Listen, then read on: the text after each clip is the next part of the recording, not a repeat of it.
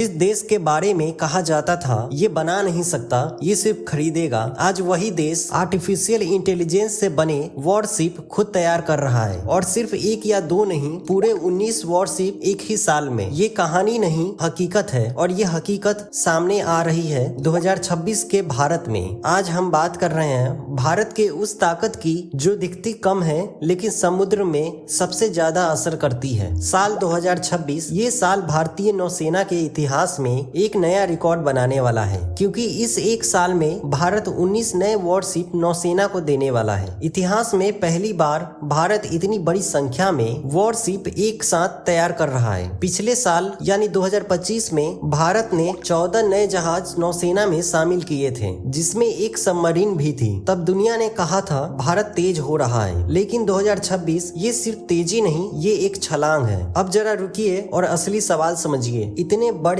इतने आधुनिक वॉरशिप इतनी जल्दी बन कैसे रहे हैं? कुछ साल पहले तक एक वॉरशिप बनने में 8 से 9 साल लग जाते थे। डिजाइन बदलना, सामान की देरी और काम का धीमा तरीका, सब कुछ वक्त लेता था। लेकिन आज वही वॉरशिप सिर्फ 6 साल में तैयार हो रहा है। ये बदलाव अपने आप नहीं आया, इसके पीछे है टेक्नोलॉजी। पहले जहाज एक ही जगह पूरा बनाया जाता था, अब वॉरशिप टुकड़ों में बनता है। लेकिन ये टुकड़े कोई छोटे हिस्से नहीं होते। हर पार्ट्स लगभग 250 टन का होता है। हर पार्ट सबसे पहले कंप्यूटर में डिजाइन किया जाता है। उस डिजाइन में पहले से तय रहता है कहाँ बिजली की वायर जाएगी, कहाँ पानी और तेल की पाइप जाएगी, और कौन सी मशीन कहाँ लगेगी। जब ये पार्ट्स आपस में जुड़ते हैं तो सब कुछ बिल्कुल सही बैठता है, जैसे मोबाइल में चार्जर लगाते हैं। अब यहाँ आता है सबसे बड़ा बदलाव, आर्टिफिशियल इंटेलिजेंस। अब इंसान अकेले ये फैसला नहीं करता कि वॉरशिप कैसे बनेगा। एआई ये तय करता है कौन सा पार्ट पहले बनेगा, किस शिपयार्ड में बनेगा